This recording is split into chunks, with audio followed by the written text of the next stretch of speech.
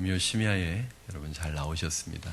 기도의 자리에 나오신 것을 환영하고, 하나님께서 정한 시간, 매 시간이 하나님께서 우리를 부르시고 말씀 가운데로 콜링하시는 시간이지만, 또 오늘 이 자리에 특별한 마음을 가지고 여러분이 나왔다고 한다면 여러분 안에 또 특별한 그런 응답의 역사가 오늘 이 밤에 있을 줄로 믿습니다. 오늘 이 시간에 말씀 들을 때 정말 어린아이같이 겸손한 마음으로 말씀 들으시고 주신 말씀 한 구절이라도 붙들고 믿음으로 하나님 앞에 구하면 여러분 안에 놀라운 기도의 응답의 역사가 있을 줄로 믿습니다. 우리 지난 금요 심야 때 야곱이라는 사람의 생애를 통해서 믿음은 죽음을 준비하는 것이다 라는 것을 우리가 배웠습니다. 사실 믿음이라고 하는 것은 우리의 삶뿐만 아니라, 이 땅에 살아가는 삶뿐만 아니라 죽음까지도 주관하는 것이 이제 믿음입니다.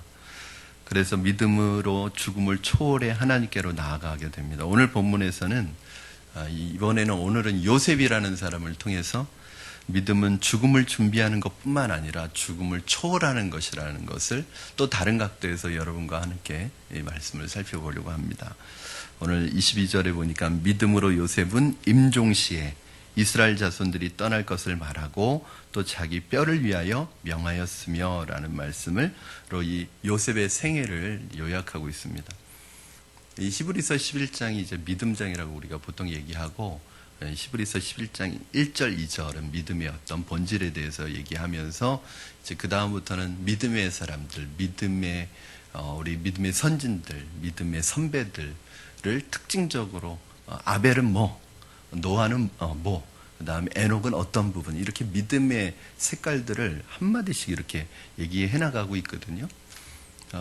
그런데 오늘 이제 요셉은 사실은 요셉의 생애를 통해서 보면 요셉은 너무나 소개할 게 많은 사람입니다. 그렇죠? 여러분 요셉 하면 뭐가 제일 떠오르세요? 네. 요셉 하면 떠오르는 게 있잖아요. 그렇죠? 여러분이 만약에 요셉을 소개한다, 한 가지를 소개한다 그러면 뭘 소개하고 싶으십니까? 아마 그게 이제 여러분이 생각하는 요셉의 가장 두드러진 특징일 텐데, 그런데 오늘 히브리서 기자는 요셉의 생애를 소개하는데 다른 부분 소개하지 않고 그가 죽을 때 한 말, 이 한 가지로 요셉의 믿음을 설명하고 있습니다. 여러분, 요셉은 어떤 사람이었습니까? 요셉은 꿈꾸는 소년이었습니다. 그렇죠?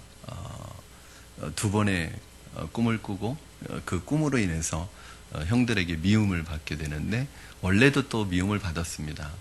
요셉은 아버지에게 특별한 사랑을 받았기 때문에, 편애를 받았기 때문에 형들에게는 안 그래도 미움을 받는 동생이었는데, 거기다 요셉이 꾼 이 두 번의 꿈 때문에 결정적으로 요셉을 미워하게 됩니다. 그렇게 요셉은 17살의 나이에 형들의 미움을 받고 종으로 팔려가게 되는데, 사실은 그 어린 나이에 당할 수 있는 고난이 아닙니다. 고난을 알기에는 너무 어린 나이였습니다. 그 깊은 구덩이 속에 던져지고 형들에 의해서 팔리고 한 번도 가본 적이 없는 외국에 그것도 팔려가고 나중에는 종의 신분으로 종사를 해야 되는 사람이 되었습니다. 그런데도 불구하고 요셉은 변함없이 하나님에게 감사하고 하나님을 찬양하고 하나님을 기뻐하고 하나님을 의지해서 살아가는 믿음의 사람이었습니다. 그렇게 하다 보니까, 하나님과 그렇게 동행하는 삶을 살다 보니까 어느 순간에 그 보디발의 집에서 가정총무라는 이런 자리로 승진을 하게 됩니다. 요셉에게 있어서는 아주 중요한 인생의 하나의 성공이었습니다. 왜냐하면 종으로 팔려와서 그 가정의 총무가 된다는 것은 굉장히 큰 승진이죠. 어느 정도의 성공을 이룬 것입니다. 그런데 그것도 잠시 결정적인 순간에 함정이 있었습니다. 그것이 무엇이냐면, 여러분 항상 그렇습니다. 우리 인생에서 뭔가 하나 풀리고 성공이 이루어지는 것 같으면 항상 한 가지의 유혹이 옵니다.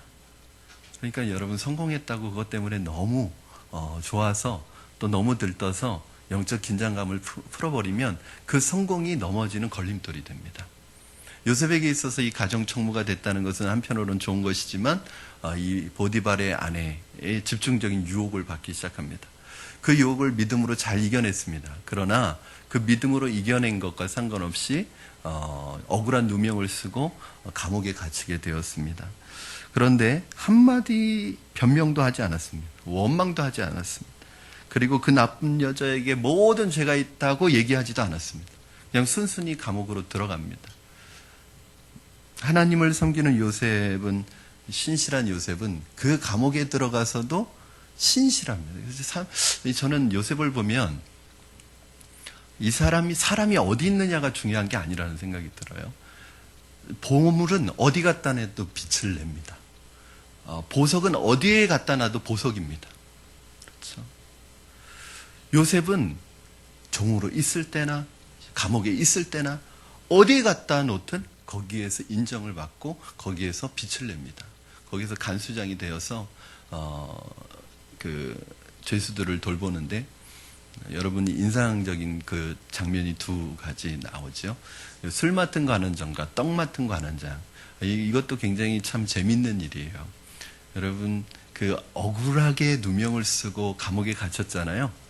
그런데 사실은 이 보디발이라는 사람이 자기 아내를 겁탈한 사람을, 그 감옥은 죄수들을 가두는 감옥이기는 했지만 특별한 감옥입니다. 이 보디발의 집 안에 있는 누구를 가두는 감옥이냐면 왕의 죄수들을 가두는 감옥이에요. 그러니까 그 감옥도 좀 레벨이 있는 감옥이에요.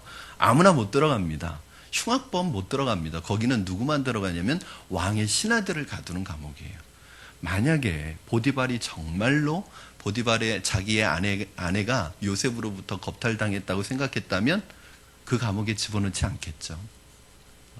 여러분, 죽이겠죠. 종이 아내를 겁탈했는데 그거 살려둡니까? 그러니까 억울하게 갇힌 게 아니라 어떤 면에서 보면 보디발이 그 감옥으로 보낸 거예요. 다 알고. 그럼 그 안에서 떡 맡은 관원과 술 맡은 관원의 꿈을 해석해 주는 장면이 나옵니다. 이 꿈을 잘 해석해 주어서 한 사람은 그 꿈대로 복직이 되었습니다. 왕에게 용서를 받고, 그리고 한 사람은 사형을 당합니다. 그리고 2년이 지납니다. 이 술 맡은 관원장이 그 얘기를 하잖아요. 그 부탁을 하잖아요. 당신이 복직돼서 왕의 곁에 계시면 나는 억울하게 지금 들어와 있으니까 나를 꺼내달라고. 근데 까맣게 잊어버립니다. 2년이라는 시간이 지납니다. 여러분, 이게 다 하나님의 때가 있는 거예요. 만약에 그때 술 맡은 관원장이 이 요셉을 꺼내주었다면 어떻게 되었을까요? 아마 그 요셉은 어디론가 또 정처 없이 떠났어야 될 것입니다. 왜냐하면 보디발의 집에 다시 들어갈 수는 없습니다. 그렇죠? 그렇다면 결정적인 순간에 하나님이 찾으실 때, 바로가 찾을 때 그 타이밍을 놓치는 거죠.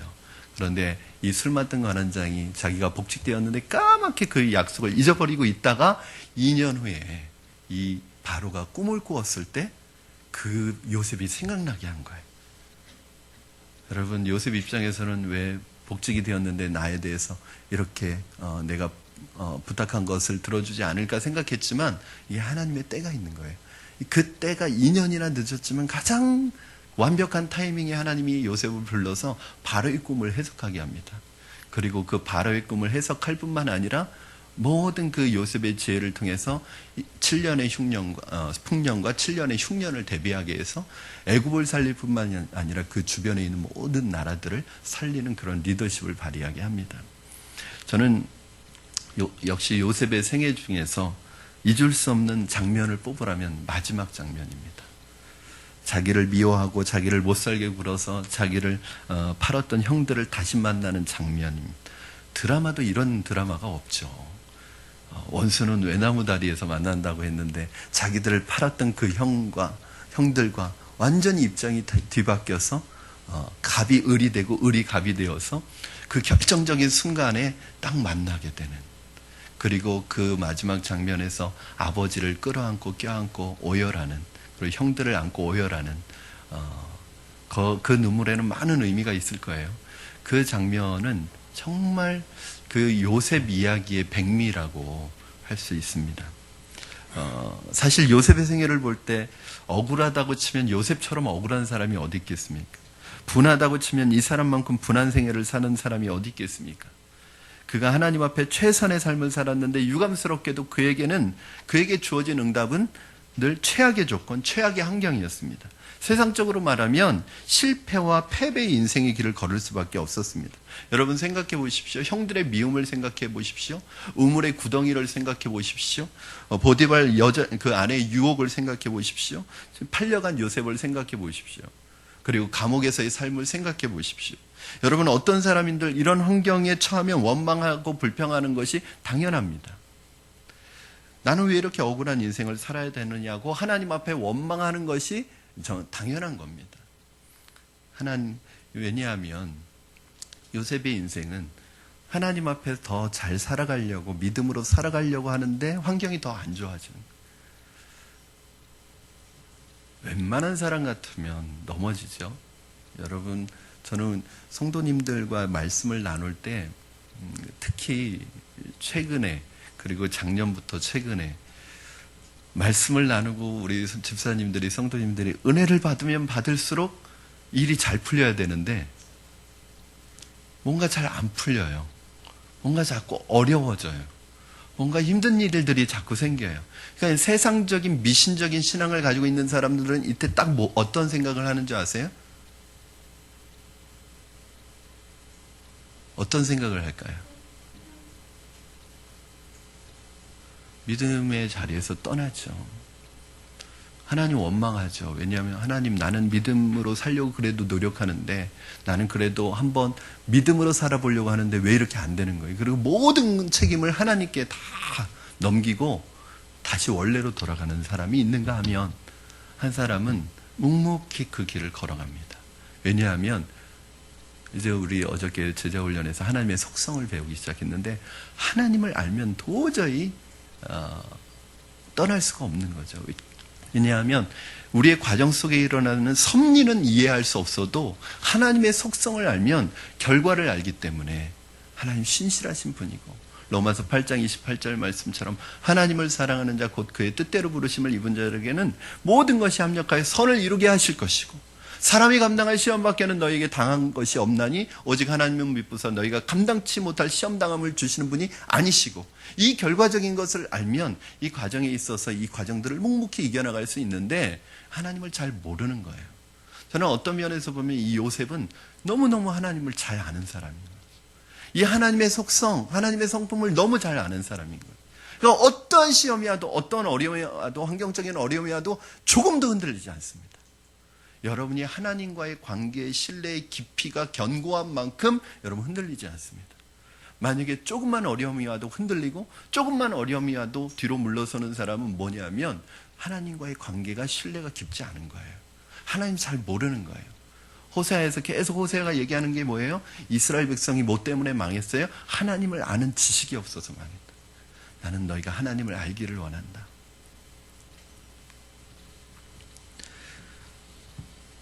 여러분 이러한 불행한 상황에서 우리가 놀라운 사실을 요셉에게서 세 가지 발견할 수 있는데 원망을 안 한다는 거예요. 원망을. 여러분 어디를 둘러봐도 원망했다는 말이 없습니다. 마치 하나님을 섬기는 것과 환경은 별개라는 듯이 상관이 없다는 듯이 우리는 항상 어떻게 생각해요? 환경이 어려워지면 그게 뭐하고 연결돼요? 하나님을 원망하거나 하나님 책임으로 돌리거나 하나님을 믿는 믿음의 금이 가기 시작하잖아요. 근데 요셉은 웬만한 어떠한 어려움이 와도 이 하나님을 섬기는 것과 환경은 별개라는 듯이 그냥 살아가요. 그는 하나님을 찬양하고 기뻐하고 의지하고 하나님께 기도하는 생애를 그의 마지막 내려가는 마지막 생애까지 계속합니다. 뿐만 아니라 원망을 안 할 뿐만 아니라 자기의 환경을 불평하거나 자신의 생애를 비관하지 않습니다.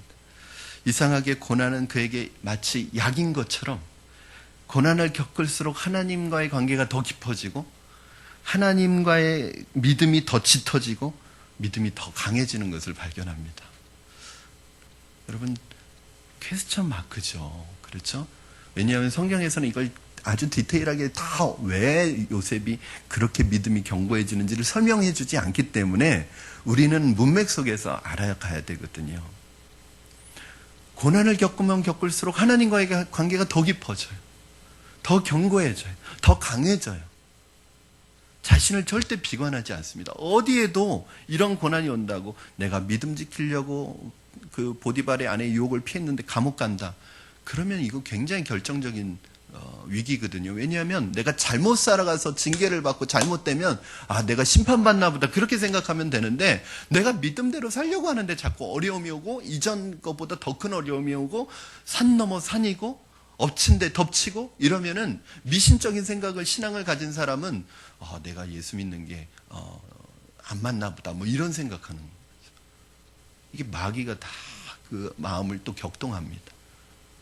네가 그렇게 살아봐. 네가 달라지는 게 있을 것 같아? 아무리 몸부림쳐봐. 네가 뭐 달라지는 게 있을 것 같아? 계속 마음을 격동하죠. 그러나 그 모든 상황을 초월해서 그가 믿는 하나님의 공의, 하나님의 신뢰, 전능하신 하나님을 요셉은 믿고 있었습니다. 마지막으로 세 번째가, 사실 요셉의 생애를 보면 놀라운 것이, 야곱은 좀 열등감이 있었거든요. 열등의식이 있었고, 사울도 열등의식이 있었는데, 이 요셉은 어디를 봐도 열등감이 없어요. 지난 시간에 구약성경대학에서 제가 뭘 말씀드렸냐면, 사울은 여러분 처음엔 겸손해 보였잖아요. 겸손했잖아요. 근데 나중에 몇 번 성공하니까 금방 교만해졌잖아요. 그건 사실은 처음부터 겸손한 게 아니었습니다. 겸손한 게 아니라 뭐였냐면 자존감이 낮은 거죠. 그러니까 자신이 없는 거예요. 겸손한 게 아니라 자신이 없는 거예요. 자존감이 낮은 거예요. 여러분, 이 자존감이 낮은 사람은요, 그게 어떻게 나냐면, 이 동전의 양면입니다. 교만과 열등감은 동전의 양면이에요. 자기보다 약한 사람 만나면 우월감 느끼고요, 자기보다 조금 잘하는 사람 만나면 열등감을 느끼는 거예요. 그런데 이 요셉에게는요, 열등감도 없고요, 우월감도 없어요. 여러분, 열등의식이나 우월의식은 언제 생깁니까? 비교하기 시작하면 생깁니다. 여러분, 비교하면이 열등의식이나 우월의식이 생깁니다. 제게 참 감사한 것 중에 하나가, 제가 저에게 주신 참 감사한 성품 중에 하나가, 전 비교의식이 별로 없어요. 잘하는 사람 때문에 주눅 들고, 또 못하는 사람 만났다고 막 내가 잘하는구나, 그런 게 비교의식이 별로 없어요. 그래서 그런지 좀 나쁜 표현을 하면 별로 승부욕이 없습니다. 저랑 운동하면 별로 재미가 없어. 막 이렇게 막 달려들어서 막 운동하지 않아요, 별로.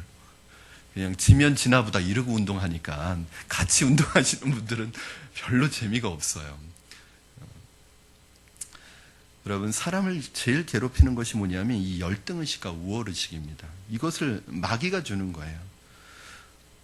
여러분, 모든 물건은 비교해야 합니다. 그렇죠? 물건은 비교해야 돼요. 물건은 비교해서 좋은 상품을 골라야 돼요. 그러나 하나님의 형상대로 지음받은 사람은 비교 대상이 아닙니다. 왜냐하면 그 사람 한 사람이 다 하나님의 작품이기 때문에 그렇습니다. 여러분, 제가 늘 말씀드리지만 이 75억 인구 가운데 여러분과 똑같은 사람은 한 사람도 없는 거예요. 그야말로 작품인 거예요. 만약에 우리가 똑같으면 작품이 아니라 상품인 거죠. 상품은 비교해야 되지만 작품은 비교가 안 되는 것입니다. 그런데 특별히 신앙생활에 있어서 많은 사람들이 괴로워하고 갈등을 느끼는 이유는 그 안에 열등의식이 있기 때문에 그렇습니다. 이것을 신앙이라는 포장지로 아주 교묘하게 포장을 해가지고요, 열등의식이 없는 것 같은데 가끔 보면 섭섭함이 나타나고 괴롭고 그것 때문에 원망스러워하고, 이게 다 그 열등감의 한 다른 표현이거든요. 요셉을 보면 그렇게 힘들고 억울하게 누명 썼는데도 절대로 자기 자신을 자학하는 모습을 볼 수 없습니다. 다윗도 마찬가지잖아요, 여러분. 다윗 가정에서 막내입니다. 오늘날 막내면 사실은 중간에 있는 애들이 조금 힘들지, 첫째랑 막내는 부모의 사랑을 독차지하잖아요. 그렇죠? 다윗이 막내이기 때문에 아버지로부터 소외당했던 건 아닙니다. 막내가 더 훨씬 이쁘죠. 그런데 다윗은요, 사무엘이 오는 나라의 최고 통치자가 오는 그 자리에도 참석시키고 싶지 않은 아들이었습니다. 부끄러운 아들이었습니다. 여러분 아이들 중에 부끄러운 아이들 있습니까? 자녀 중에? 없죠. 근데 다윗은 부모의 부끄러움이었습니다. 형들도 다윗을 얼마나 무시하는지 모릅니다. 전쟁터에 도시락 가지고 왔더니 네가 뭐하러 여기 왔냐고 막 무시를 하고 핀잔을 주고, 그러니까 가족들로부터 인정받지 못하는 아들이었습니다. 그런데 놀라운 것은 여러분, 다윗을 생애를 보면 다윗이 상처가 없어요. 상처가. 이 상처가 없고 굉장히 자존감이 높습니다.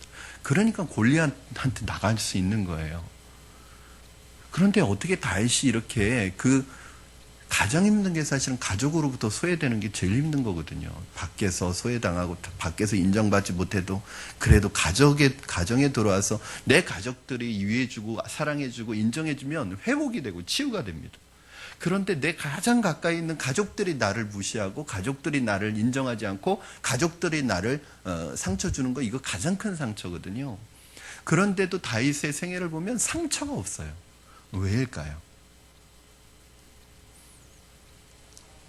그 들판에서 양치면서 막 불평하지 않았다는 거예요.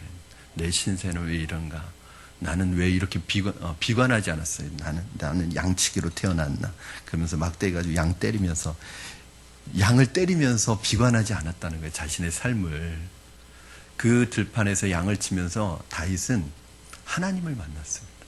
만약에 다윗이 아버지의 사랑을 받아서 아버지의 품 안에서, 형제들의 품 안에서 그렇게 자랐다면 어쩌면 하나님과 만나는 시간이 더 적었을 텐데, 그 들판에서 양을 치면서 하나님을 예배했어요. 그래서 제가 말씀드렸잖아요. 다윗의 시편에 보면 목가적인 시편이 많잖아요. 여호와는 나의 목자시니 내가 부족함이 없으리로다. 이거 다 들판에서 느낀 거거든요. 그러면 거기에서 이 다윗이 시편을 짓잖아요. 양을 치면서, 하프를 치면서 거기에서 하나님을 찬양하고 하나님의 임재를 경험. 그러니까 다윗이 상처가 없는 거예요. 저는 똑같은 맥락에서 요셉이 왜 이렇게 어려움을 당하는데도 불구하고 요셉에게 상처가 없고 열등감이 없느냐 생각해 봤더니 아주 중요한 구절이 있습니다. 그건 뭐냐면, 요셉이 뭐라고 그러죠? 내가 어찌 이 큰 악을 하나님 앞에 행하여, 이 큰 악을 하나님 앞에 행해서 하나님 앞에 득죄하리까. 늘 이 요셉은 하나님 앞에서 살았어요. 하나님 앞에 서 있다는 게 뭐예요? 하나님과 늘 만나는 삶을 살았어요. 그 외로운 타향살이, 그 외로운 종살이, 그 외로운 감옥살이에서도 요셉이 주눅들지 않고 비관에 빠지지 않고 상처받지 않고 그 삶을 탁월하게 이끌어갈 수 있었던 것은 그 홀로 있는 시간에 주님을 만났다는 거예요. 여러분, 절대 외로운 거 가지고 비관하지 마십시오. 어떻게 보면 하나님께서 여러분을 광야 속으로 몰아가서 사람도 못 만나고 누구도 얘기 못하고 정말 철저하게 외롭게 만들어서 하나님만 바라보도록 만드는 때가 있습니다. 그때 하나님을 만나면 돼요. 하나님을 만나면요, 여러분이 겪고 있는 아픔들, 상처가 전혀 되지 않습니다. 근데 하나님을 못 만나면 여러분이 겪고 있는 고통, 고난 다 하나하나 그냥 상처가 돼서 새겨집니다. 그리고 내 삶을 비관적인 눈으로 보는 부정적인 불신의 사람이 되는 거예요. 그런데 이렇게 요셉의 아름다운 생애의 이야기를 다 제쳐놓고 히브리서 기자가 그 요셉의 생애 마지막 임종시에 그가 했던 말 한마디를 요셉의 믿음을 설명하고 있다는 거예요. 왜 그랬을까요?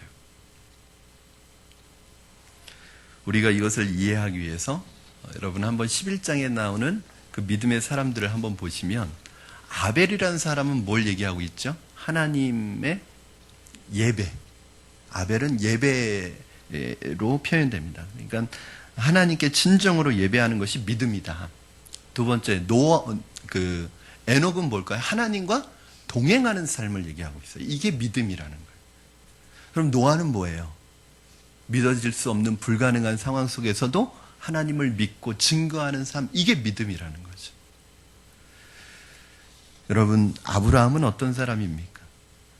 우리가 살고 있는 이 땅에 집착하는 것이 아니라 더 나은 하늘의 본향을 바라보는 믿음. 이것이 아브라함의 믿음이었습니다. 자, 이 다른 사람의 믿음의 공통점이 뭐예요? 믿음은 이 땅에서의 최상의 삶과 최선의 삶을 살아가는 게 지금까지는 성경에서 말하는 믿음이었어요. 그런데 지난주에 배웠던 야곱과 요셉을 통해서는 믿음의 차원이 달라집니다. 즉 우리의 믿음이라고 하는 것은 언제 필요한 거예요? 이 땅에 살아가는 삶을 살 동안 필요한 것인 줄 알았는데 오히려 믿음은 어느 순간에 필요한 거예요? 인생의 죽음을 준비하는 순간에 진짜 믿음이 필요한 거예요. 여러분, 그럼 믿음은 언제 필요한 거예요? 로마서 1장에서 1장 16절 17절에서 말하는 게 무엇입니까? 믿음, 복음이잖아요. 또 의는 믿음에서 믿음에 이르게 하는, 이게 뭐냐면 믿음에서 믿음에 이르게 한다는 게 처음부터 믿음으로 끝까지 믿음. 여러분, 예수 믿을 때만 믿음이 필요한 게 아니라 예수 믿고 난 이후에 믿음으로 살기 위해서 믿음이 필요한 것입니다. 사는 동안에만 필요한 것이 아니라 마지막 죽는 순간에 진짜 믿음이 필요한 것입니다. 그래서 이 야곱과 요셉을 통해서 믿음이란 죽음을 준비하는 것이고 죽음의 결론을 만들어내는 것이 믿음이라는 것을 오늘 성경 말씀이 보여줍니다. 지혜로운 자는 그래서 결혼식보다 장례식을 더 많이 찾아간대요. 왜냐하면 죽음을 준비하는 것을 배웁니다. 죽음을 준비하는 사람은 죽음을 이기고 초월할 수 있는데 죽음을 준비하지 못한 사람에게는 죽음이 늘 갑작스러운 거예요. 그래서 당황하게 되고 몸부림치게 되고 더 살기 원하는 그런 마음 때문에 죽음을 거부하게 되죠. 여러분은 죽음이 오는 것을 준비하는 삶을 살고 계십니까? 아니면 죽음은 나하고는 상관이 없다 생각하고 살고 계십니까? 여러분, 이 준비라는 게 그렇게 중요한 것 같아요. 준비하는 사람에게는 무엇든지 당황스럽지가 않습니다. 제가 그래서 언젠가 여러분에게 그런 말씀을 드린 적이 있어요. 고난도 준비해라. 여러분, 인생은 고난이다. 인생은 시험의 연속이다. 이걸 그냥 받아들이라는 거예요. 어떻게 하면 힘들지 않게 살까? 고난 없이 살까?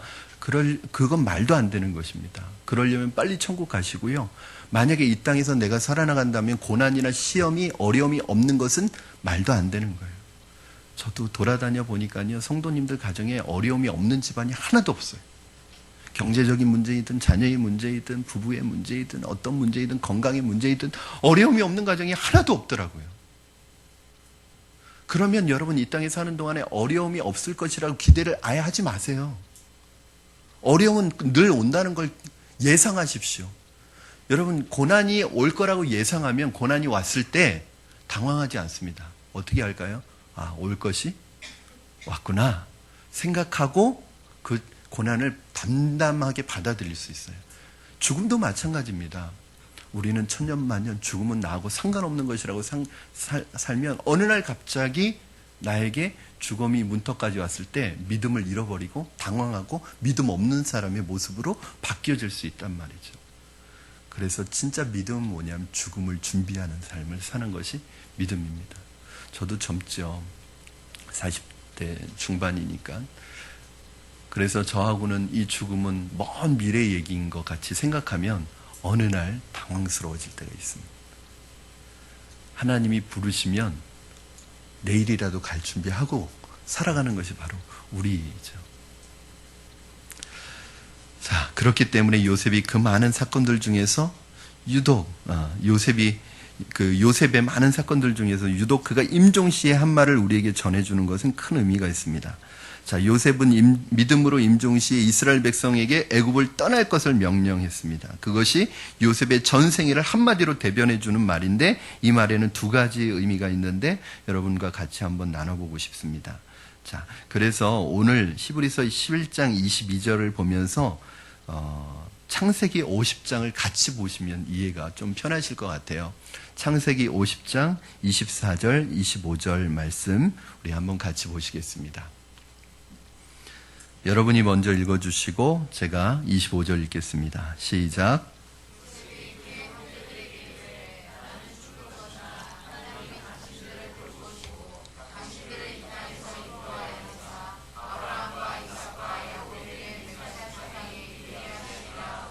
요셉이 또 이스라엘 자손에게 맹세시켜 이르기를 하나님이 반드시 당신들을 돌보시리니 당신들은 여기서 내 해골을 메고 올라가겠다 하라 하였더라.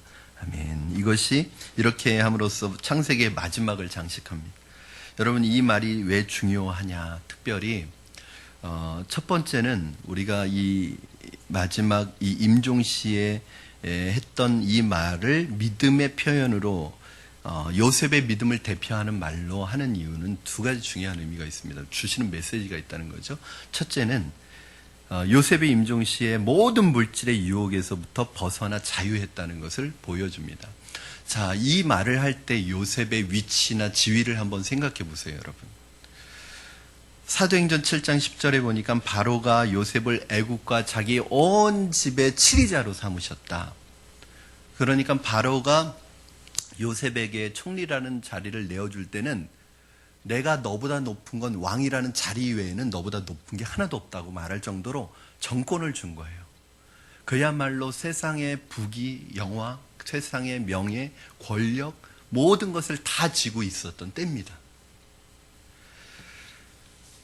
그러나 무엇이든지 할 수 있는 이러한 상황에서 이 요셉은 마지막 순간까지 결코 애굽의 이 부귀, 영화와 권력에 빠지지 않고 죽는 순간까지 하나님의 약속을 기억하고 하나님의 약속대로 마지막을 결론지었다는 것이, 이것이 바로 요셉의 탁월한 믿음이에요. 여러분, 우리는 한 가지 중요한 사실을 발견하게 됩니다. 요셉은 믿음으로 물질과 부귀, 영화와 권력의 노예가 되지 않았다는 것. 요셉의 경우를 보면 부귀, 영화와 명예와 권세가 나쁘지 않다는 것을 생각해 볼 수 있습니다. 여러분, 권세 자체가 나쁜가요? 부귀, 영화 자체가 나쁩니까? 권력을 우리가 비판하지만 권력 자체가 나쁜가요? 그게 나쁜 게 아니라 대부분의 사람들은 그 자리에 그 권력과 부귀, 영화와 성공을 거두면 거기에 빠지기 때문에 그것이 죄인 거지, 그것 자체는 나쁜 거 아닙니다. 만약에 요셉과 같은 이 믿음만 가지고 있다면 그것이 오히려 우리에게 아주 놀라운 선한 도구가 되어질 거예요. 하나님의 나라와 뜻을 이루는 데 있어서. 만약에 여러분들이 어떤 위치에 올라가기를 원하고 성공하기를 원하고 명예를 갖기를 원하면 그것이 여러분의 동기가 욕심에서가 아니라 정말 하나님께서 여러분을 통해서 그 일들을 이루어 가시기 위한 그 마음의 동기로 그것을 원하셔야 합니다. 요셉의 위대한 신앙은 그 높은 위치, 권력, 부귀, 영화가 있었지만 결코 거기에 빠지지 않았다는 데 있습니다. 하나님의 약속과 새하늘과 새 땅의 가치를 결코 세상의 것과 바꿀 수 없는 이 분명한 신앙. 어떤 사람은 이렇게 얘기합니다. 하나님, 나도 돈 좀 줘보세요. 내가 하나님 일 많이 할 테니까. 그러면 하나님이 그렇게 얘기하십니다. 너는 아직 때가 안 됐다. 아직이다. 너는 주면 안 된다. 이런 말씀을 하실 거예요. 마치 자기가 어떤 높은 위치에 올라갈 자격이 된다고 착각하는 것처럼 하나님이 보시기에 아직 아닌 사람들이 많습니다. 아직 준비 안 되고 아직 아닌 사람들이, 요셉은요, 그 충분한 그 연단과 과정 속에서 총리가 될 만한 자질이 준비가 된 거예요, 여러분. 다윗은요, 7년 동안, 아니 15년 동안 도망 다니면서 사울과는 다른 정말 선한 왕으로 준비된 거예요. 하나님, 나도 주면 잘할 텐데. 아니요, 아직 때가 안 됐어요. 준비되면요, 하나님이 세우십니다. 여러분, 그 권력과 부귀, 영화 속에 있으면서도 그것에 빠지지 않을 수 있는 것, 그것이 뭐냐면 믿음이기 때문입니다. 오늘 이것을 얘기하는 거예요. 돈이 나쁜 것이 아니라 돈을 사랑하는 것이 나쁜 것이죠. 권력이 나쁜 것이 아니라 권력을 악한 데 이용하는 것이 나쁜 것입니다. 요셉의 죽음이 가까이 왔을 때 이 모든 것에서부터 자유했고, 이것으로부터, 권력으로부터, 부귀, 영화로부터 여기에 빠지지 않고 자유하니까 어떤 선택을 할 수 있냐면 믿음의 선택을 할 수 있고, 미련 없이 버릴 수 있는 거예요. 정말 하나님의 사람은요, 그 자리에서 하나님이 세우셔서 쓰실 때 아주 멋지게 쓰임받고 내려와라 그러면 아주 미련 없이 내려옵니다. 어떤 사람은 나중에 막 그 자리에 안 내려오려고 그냥 나중에 막 땡겨도 그 자리에 막 붙들고 별 추태를 다 보이면서까지 내려오지 않는 사람이 있어요. 왜냐하면 그걸 어떻게 포기해요? 그게 주는 그 저기가 얼마나 많은데요. 이것이 바로 믿음입니다. 믿음은 죽음을 이기게 하고, 믿음은 모든 물질로부터 자유하게 하고, 믿음은 하나님의 약속의 세계를 바라보게 하고, 믿음은 하나님의 나라를 바라보게 하고, 믿음은 죽을 때 추하게 죽지 않게 하고, 죽을 때 아름답고 떳떳하게 죽게 하는 것, 이것이 믿음입니다. 사랑하는 여러분, 저는 여러분의 믿음의 모습이 여러분의 삶을 통해서도 증명돼야 되지만, 마지막 순간에 정말 여러분의 믿음의 모습이 빛을 발하시기를 주님의 이름으로 축원합니다. 여러분 평생 자라왔다가도요, 마지막 순간에 믿음으로 하나님 앞에 가지 않으면 대부분의 사람들은 옛날 거 기억하지 않더라고요. 옛날 거 기억하기를 바라는 것이 아니라 여러분의 믿음의 모습이, 이 마지막 모습이 중요한 거예요. 사람들도 그렇습니다. 만날 때의 모습도 중요하지만 헤어질 때 모습도 굉장히 중요한 거예요. 왜냐하면 그 마지막 모습을 기억해요. 평생 그 사람과 잘 좋아했어도요, 마지막에 안 좋게 헤어지면요, 평생 좋았던 거 하나도 기억 안 났어요. 마지막이 중요해요. 두 번째로 요셉의 마지막 말을 통해서 요셉이 임종시에 이스라엘 백성들이 반드시 애굽을 떠날 것을 말하면서 뭐라고 얘기하냐면, 그때 자신의 해골을 가지고 떠날 것을 당부하면서 이렇게 말합니다. 여러분, 여기에서 우리가 한 가지 깨닫게 되는 것은, 이 믿음이라는 것은 무엇이냐? 이 세상의 물질로부터 자유하는 것이 믿음이지만, 또 하나는 나를 극복하고 공동체를 생각하는 게 믿음입니다. 자, 애굽은 이스라엘 백성이 영원히 살아야 할 곳이 아니었습니다. 그렇죠? 현주소가 아니라는 얘기죠. 우리 크리스찬들에게도 이 세상은 우리의 현주소가 아닙니다. 잠깐 거쳐가는 곳입니다. 하나님은 이스라엘 백성에게, 우리 믿음의 조상들에게 젖과 꿀이 흐르는 그 약속의 땅을 주었습니다. 그런데 그 약속의 땅은 기근이 임한 거예요. 험난한 땅입니다. 고난의 땅입니다. 역경의 땅입니다. 거기에서 살 수가 없어서 애굽으로 온 거예요. 그러나 하나님은 거기에서 살래요.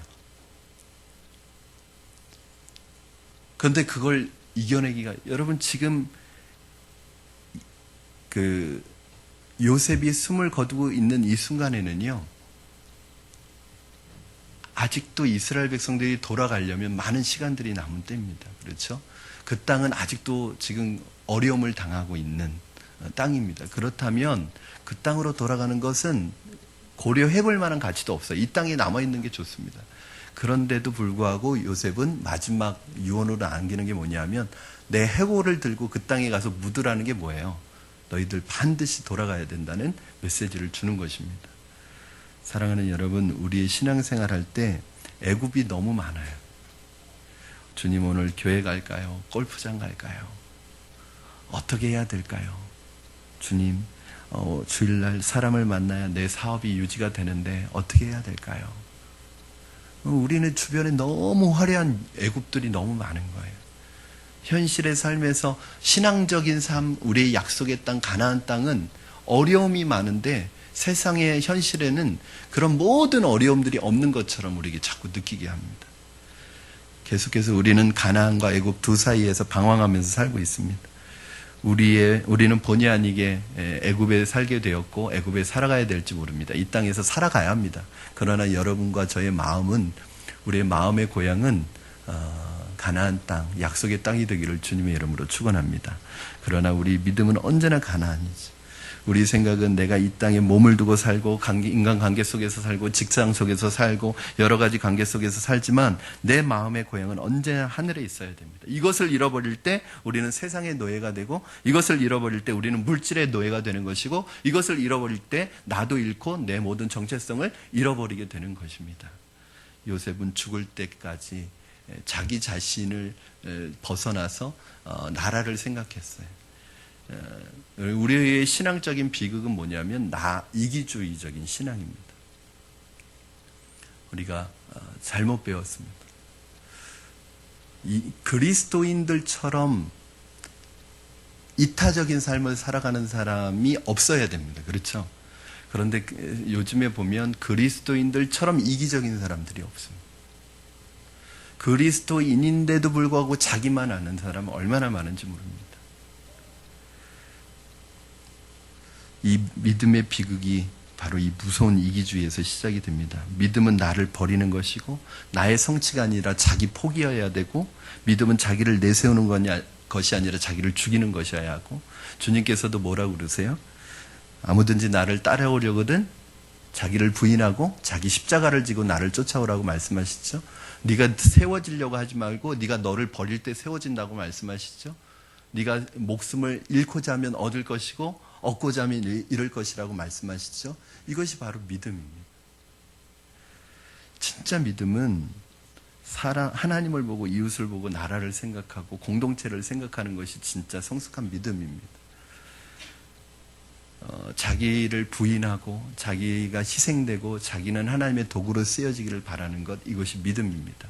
오늘 여러분 안에 믿음을 가진 여러분 안에 나와 나 자신만을 위해서 살아가려고 하는 마음이 조금이라도 있다면 시간에 하나님 앞에 다 내려놓으시고, 나보다는 내 가족, 또 나보다는 내 이웃, 나보다는 우리 공동체, 내가 하는 것이 나에게는 유익이 돼도 공동체에게 유익이 안 된다면 버리셔야 합니다. 나에게는 유익이 돼도 공동체에게는 아픔이 된다면 그건 버리셔야 합니다. 공동체가 어려움을 겪든 아픔을 겪든 상관없이 나만 좋으면 괜찮다는 생각을 가지는 사람은 오늘 본문의 말씀에 의하면 믿음이 없는 사람입니다. 그건 믿음이 아닙니다. 믿음은 절대로 자기 추구가 아닙니다. 자아 성취가 아닙니다. 내 행복을 추구하는 것이 믿음이 아닙니다. 믿음을 갖는 이유가 내가 행복해지기 위해서만이 그것이 목적인 것은 아직 어린 거예요. 여러분, 결국 여러분이 믿음을 갖는다는 것은 하나님의 영광을 위하여 쓰임받기 위한 것입니다. 우리는 오늘 다시 요셉 같은 이런 믿음이 필요합니다. 죽을 때 이런 말을 할 수 있는 믿음.